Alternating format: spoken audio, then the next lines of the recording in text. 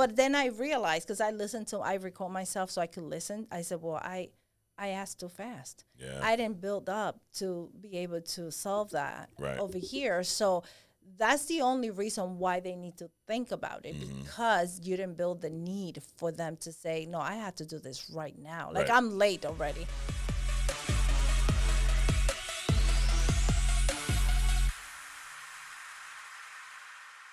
How's it going, Digna? Great. Thanks for coming up. Well, thanks for having me. I'm really honored to be here. Absolutely. We are going to talk about some sales stuff. This is the next level. So, guys, welcome to the next level. You, so far this year, you're at 500,000. Well, that's as of the end of October. Correct. What do you think you're going to finish at this year? Over 800. Over 8, really? I am going to kill Wow. it. So in 2 months, you're going to throw up another 300,000. I'm going to keep working. Love it. Nonstop. Yeah, I believe it.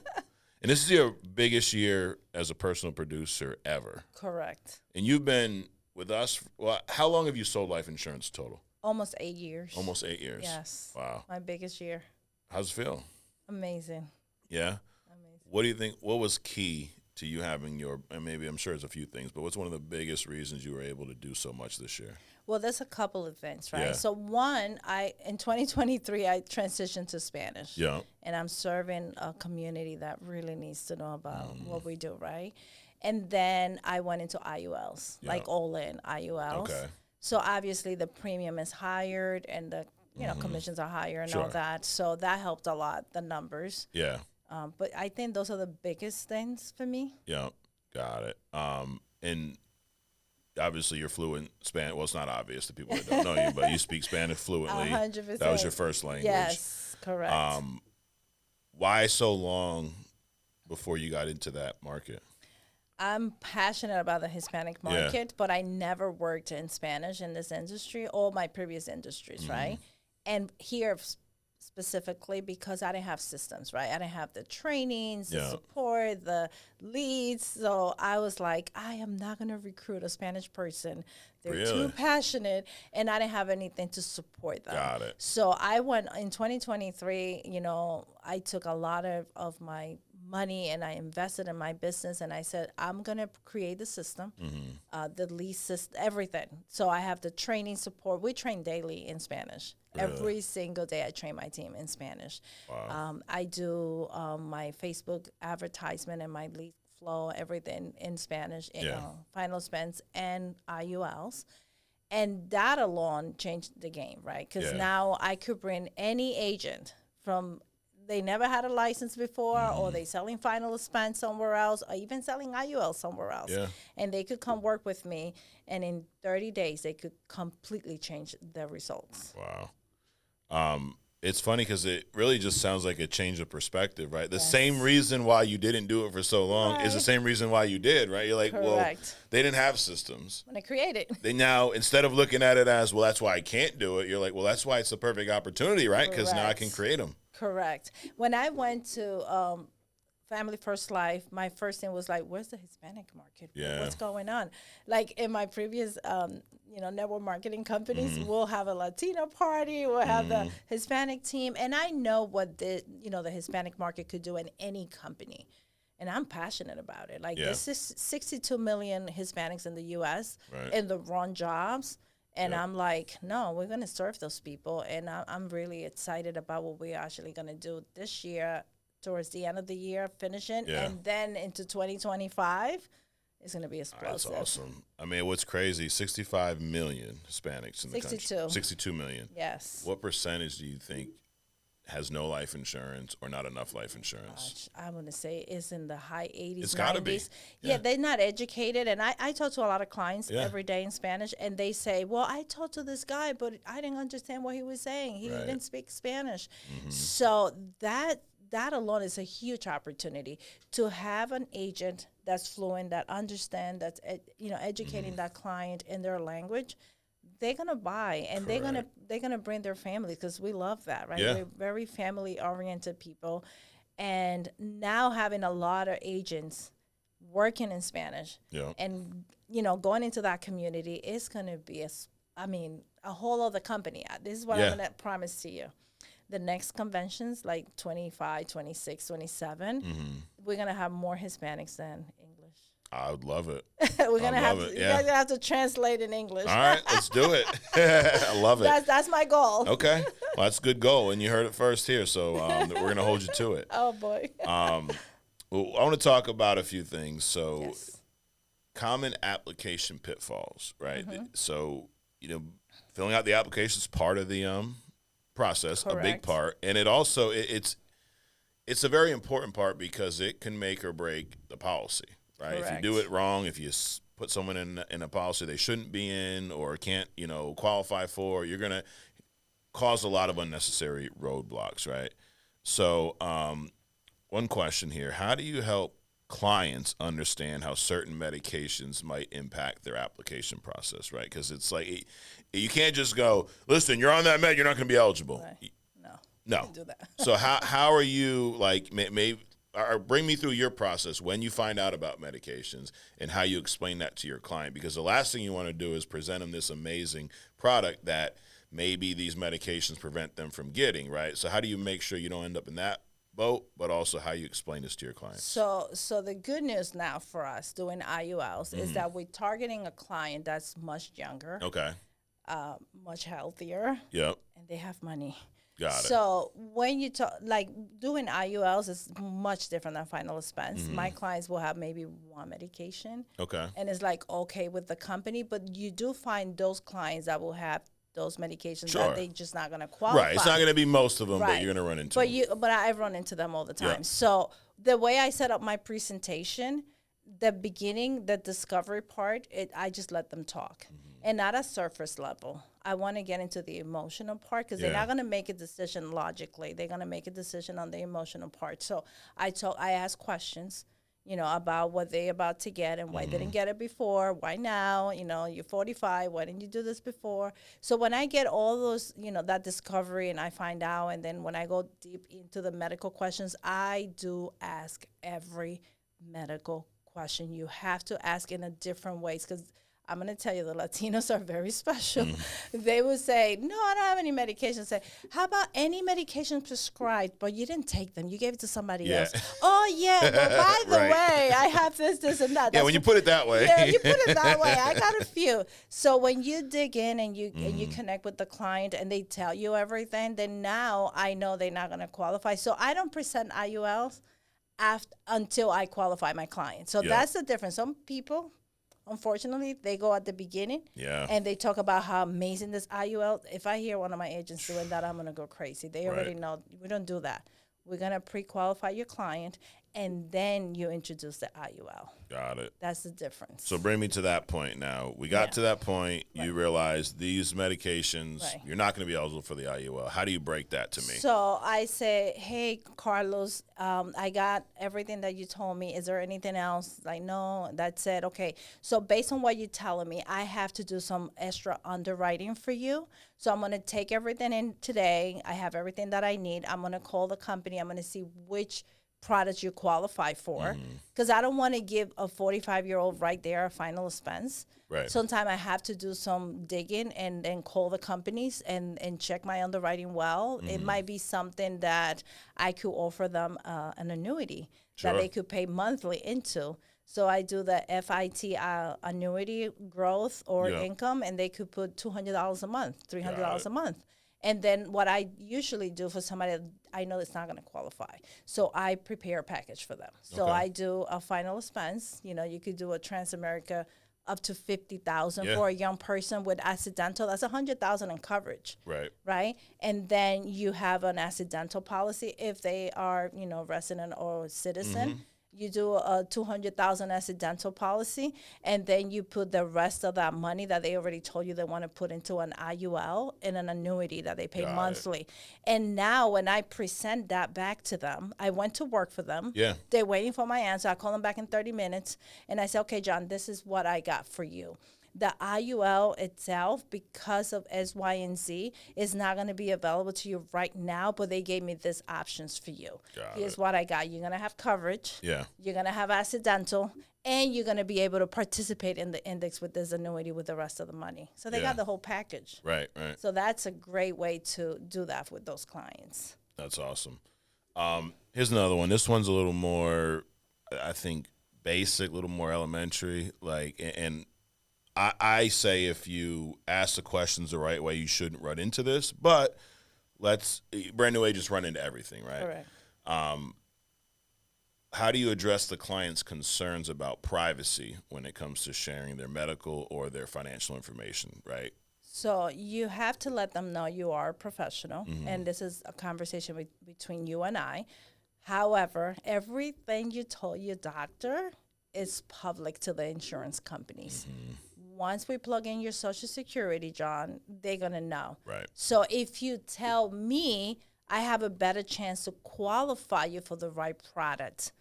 So I think building that trust from the beginning with your client, they will tell you. Right. You know, and I don't usually have that problem because No. I do that connecting really well at the beginning, and then they'll tell Right, me that's everything. key. I do think if you're running into that, Yeah. they don't trust you. Correct. Obviously. And a lot of times it may come down to, like you said, maybe there's not enough trust built in the beginning. Right. And it also may be just the way you're asking things. Correct. Like if I'm sitting with you, Digna, I go, hey, they want your Social Security number for this. Are you okay with that? I'm afraid already. Right. I'm like, no, I'm not giving it to you. Like, why am I making it's on the application if I just go, all right, middle initial, all right, what's your social? Yeah. What do you need that for? Well, they need to make sure it's you. It's Right. for life. You know, like if you die, pay the debt. What is it? Yeah. Like you act like it's just part of the process because it is. It is. If you make it a big deal, it'll be a big deal to your clients. Correct. The other day I had a client and he was like, Digna, I can't, and he's already my buddy, like we having this conversation. He's like, Digna, I cannot give my bank account to anyone. I said, you should not give your bank account to anyone. Absolutely. Only to Digna because she's going to do a policy for you and going to Correct. protect your family. What's the routing number again? Yeah. And he's like, okay, Papa. Right. Yeah, But you didn't make it if you're like, well, why don't you want to give it to me? You don't trust me? no, I'm Oh, yeah, like, that's no, going to go don't over give well. it to anybody else. Yeah. Right. Just give it to me because Yep. I'm doing a policy for you. Yep. Insurance company is not going to take you without Right. that information, right? It goes back to the first thing Sean taught me about this industry, and it's not even about this industry. I think it's about life in general, is one of the most important lessons. Your attitude and activity are the only two things you control. 100%. And if you control both of those and keep them where they need to be, you'll be successful in whatever you want to be successful in. 100%. And that's just attitude. If I go, hey, we would like to get your bank account information for this. Is that cool? Or I go, hey, what's the routing and account number? What do you need that for? So you can pay for the policy each month. Like it makes sense. Like, Yeah. oh, okay. But if it's right here, if it sounds, it's like when you go to the doctor. I love the doctor-patient, Yes. you know, like you go there, they just tell you go sit in the room. He'll be in a minute. Okay. All right, get undressed, put this, thing on. Okay, sit on the butcher paper. Why? Because that's where you're supposed to sit. You just do it, right? Give me your arm, cough, do this. Like, you don't ask questions because it's a doctor. Correct. He's a professional. Yes. Well, guess what? When you're meeting with your clients, you're the professional. That's right. I'm the only one with the license Yeah. there. You need to listen to me. Absolutely. Right. I don't care if it's your first day. Right. You have more experience in this business than the person you're sitting across from. 100%, yes. Because you got a license, you did the training, you passed the state, whatever state you're in said, Right. yes, you're allowed to sell life insurance here. Yep. So do it. Do it. All right, objections. We're moving on. Yes. This is, I'll say this every week. You guys, well, you say it every week, I know. Overcoming objections is not my favorite thing. Right. I like to avoid objections. I'm with you. But there's a lot of new agents, Right. and they're not going to avoid every single objection Correct. early on. So in the event that these things come up, what would you say to them? And then also, how do you avoid this? So it'll be a two-part deal, right? Right. So someone says, it's just another monthly expense. I can't afford it. So, John, when we talked about it at the beginning, you told me that you have no life insurance for your family, and you have a 3-year-old, and your wife does some work. So walk me through the process of you not getting home tomorrow. How is your wife gonna pay the mortgage? Are you going back? She's going back to her mother's house with the kid. What's happening? Talk to me. I just get real with them. But you've already done I've the digging in the already beginning. I Correct. did the digging at the beginning and I think that's what most agents do. They don't build up. They don't ask questions. So if you don't do a good discovery and you don't know the why of that client, Correct. you absolutely have no right to ask for anything later because they're going to give you a reason why. And for me, it's like I want the client to hear themselves saying, I don't have anything. I don't have a plan B. I don't have money in savings. I don't have a 401k. I need to have this now. And I tell them, why you think an IUL is a solution for your situation? They selling themselves to me. Yep. And then now when they won't give me an excuse. Right. Like I hardly get that stuff because I build up to that point. Yeah, it's almost not even overcoming. Yeah. It's just bringing them back to the reason. But to your point, you have to uncover that reason in the first place. Correct. The reason why somebody fills out a lead, I don't care what type of lead. It's back in the day, it was all direct mail. Then there's internet. Then there's calling. You do a lot of social media leads. Social media. It's an emotional decision to put their information in those boxes online. It's emotional. It's not logical. It's something happened, whether your ad triggered an emotion. I mean, how often do you meet with clients where someone in their family recently died? All the time. All the time, right? All the time. I love this one with guys because we're stupid like this. Like, you know, and maybe it's not stupid, but I went to the doctor and my blood pressure was a little high, so I better get life insurance right away. Like, dude, just relax. It's not like the 1910s where, you know, blood pressure was a destiny. But it's something, you know, something changed. I'm like, my doctor said I need to watch what I eat, so I better get life insurance. There's some emotional trigger that makes this happen. So when you're meeting with I don't care if you're meeting on Zoom, in person, telesales, whatever you're doing, one of the first things you got to do is bring them back to that point, 100%. That emotion. Yes. If you don't do that, no one's going to buy logically. Right. They need to be emotionally attached to that IUL. And I do that well at the beginning, and I train my team daily to do this. If you don't go and talk to your client at the beginning, John, it was 3 o'clock in the morning when this came into our office, because sometimes you can see the time. Yeah. What happened? Right. What were you thinking at that time? Something had you up. You know what I mean? Like, well, you were up at putting this information to us. What got you thinking about an IUL? And when they said, well, I like the tax-free retirement or whatever. So tell me more about that, John. What does that mean for you? Yeah. And then I want them to dig in and tell me, and like, what are you most afraid of? Well, and then they tell you the real. Then they go down deeper, because usually they just talking surface level with most agents, until you find somebody that's going to ask the right questions, and then they go into the emotional and they sell themselves into the IUL, and they whatever excuse they're going to have later, they're going to give it to you there, and then you solve that, and then later it's not going to be there. You're just going to give you a bank account, and you're just going to do that policy. Absolutely, 'cause they get it. Yep. Yeah. This is everybody's favorite one. I want to think about it. And they do it all different, you know, however they say it. I'll get back to you. You leave me your number. I don't do anything the first night. I have to ponder, whatever the hell they say. The think about it. Again, you didn't do the job, because if they say that, it's that they missing information. Yep. And I say, okay, I understand, John. Totally understand. I had to think about when I did mine. But what is it that you need to think about? Let's discuss it. Yeah. And then they go and they tell you, well, I didn't understand everything or whatever. But then I realized, because I record myself so I could listen. I said, well, I asked too fast. Yeah. I didn't build up to be able to solve that over here. So that's the only reason why they need to think about it, because you didn't build the need for them to say, no, I have to do this right now. Like, I'm late already. Like, sometimes I tell my client, like, you know, the best time to plant a tree was like 20 years ago. And the next best time is right now. Correct. John, an IUL was supposed to be done 20 years ago. Right. So we got to do this like yesterday. So let's go. Like, I just get them excited about, you need to do this. Like, hopefully you qualify. I keep saying that. I hope you qualify for this, because a lot of people don't. So let me ask you more questions. So they're like, how do I qualify? They're like excited to get qualified for it. Right. I love that you said it's on you, right? Because if you get to that point, and it's okay that you can work your way back, but it is your fault. If you're getting objections, they're your fault. 100%. The clients, like, we're talking about books on your True Talk, right? Yeah. And if you haven't checked that out, go check out the True Talk we did. But I remember Dave Anderson came out with this book years ago. It was called How to Deal with Difficult Clients.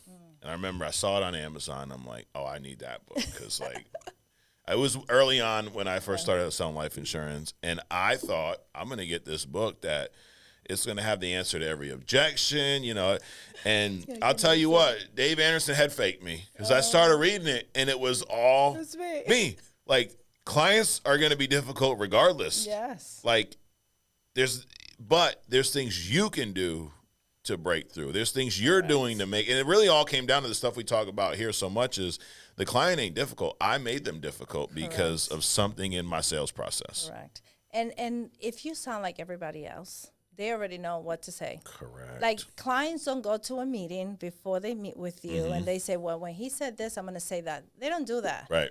They just hear the same thing from everyone. And if you sound like everyone, they're going to treat you like everyone else. Yep. So when you show up, it stops. Like because sales is making a change, right? Like whatever situation they're in right now, we need to change that. And they need to see it for themselves. Right. I already know that I could help them with an IUL.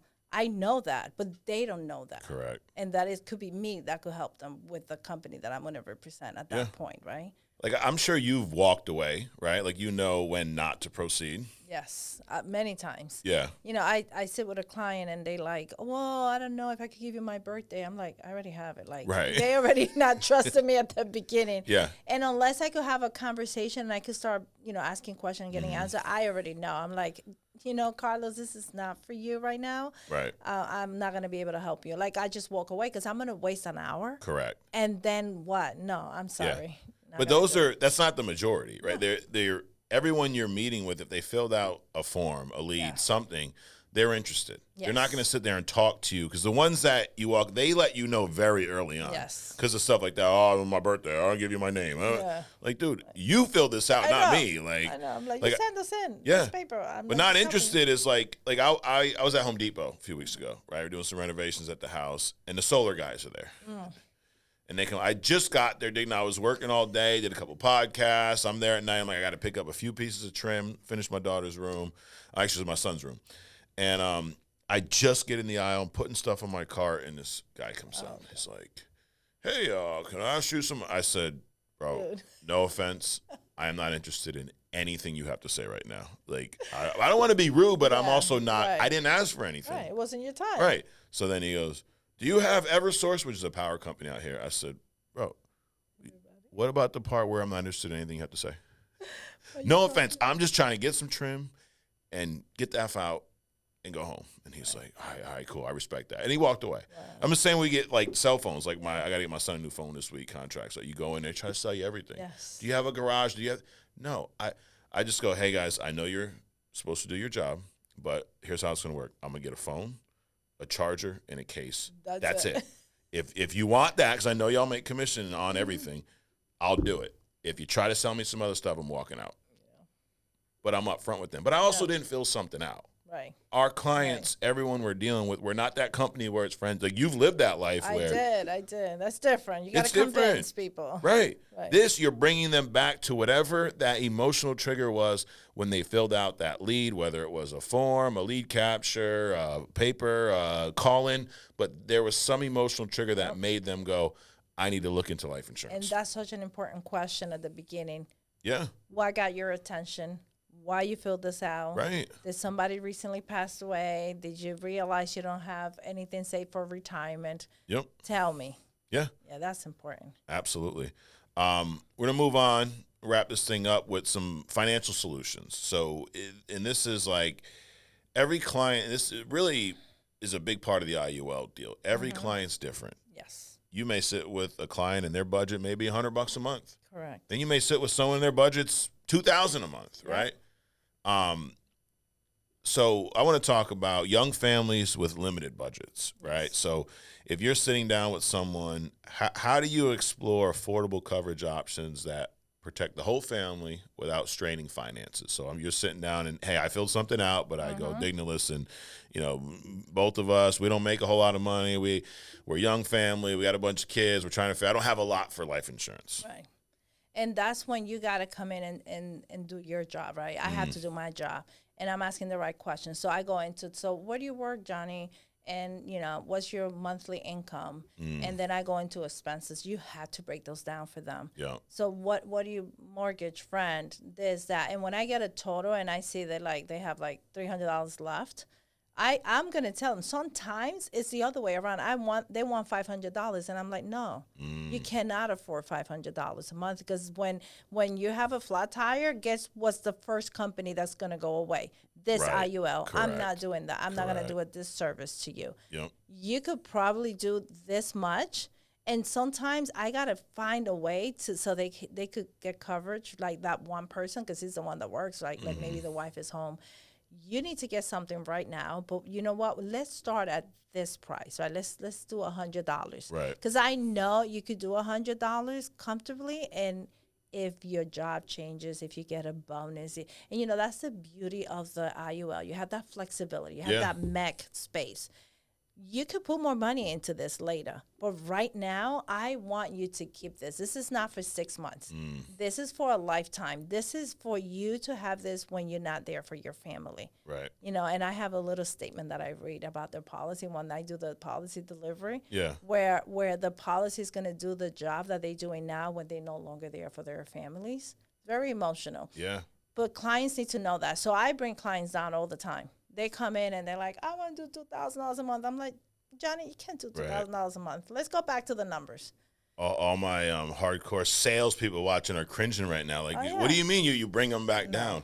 Yeah, well, your persistency was what, you said? 98%. 98%. Correct. I guarantee the guy that goes, if they got 300 left, I'm going to take all of it. His persistency is probably 58% Oh, yeah, or they're going less. to cancel next month when they have a flat tire. They're like, I can do the IUL. Absolutely. They call me, like, Digna. I had this lady. She's amazing. She's been a client of an IUL for like a year and a half. She's like, I didn't see the draft on my bank. Can you check for me? Make sure it's coming Make out. sure that it came out. I'm like, I love those clients. Yeah. Yeah. That's awesome. And, I mean, it goes back to what you had talked about earlier, putting that client first. Correct. Because if you put the client first, you can do things like that, and you go, no, Digna, listen, you got $300 left over a month. We can't do the 500. Right. You don't even have that money. much left Yeah. over. No. But you also got to be willing to get uncomfortable. Yes. Because it's uncomfortable. You just met this person. Yes.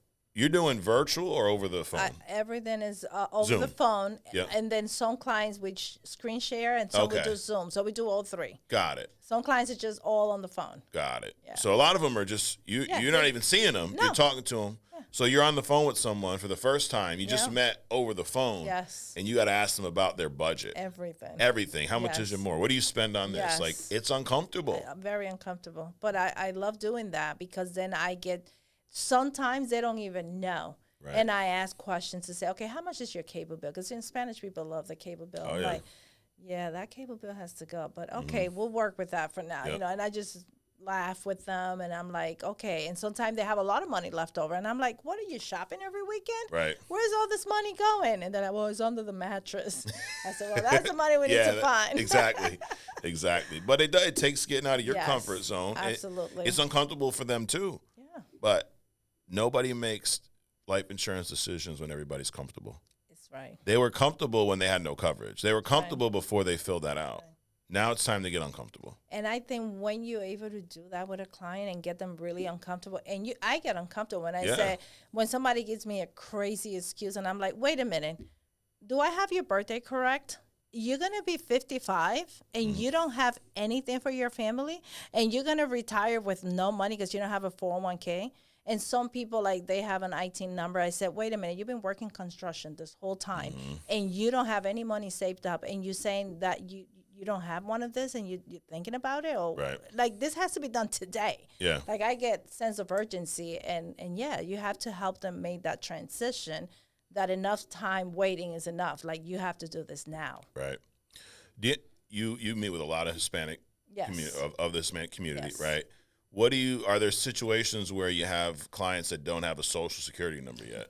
All the time. Yeah. What do you do there? Well, so we have a lot of companies. Thank God for National Life, FNG, American Amicable. You could do a policy for those clients with an IT number. Okay. And they usually have a driver's license. Sometimes they have a passport from their country. Yeah. I mean, we have clients in National Life that we could do an IUL that they only have an IT number. Sometimes they don't even have one yet. Wow. And if they have an address and they have a job and they have a driver's license, we could do an IUL for them and set them up for retirement. That's amazing. Yeah.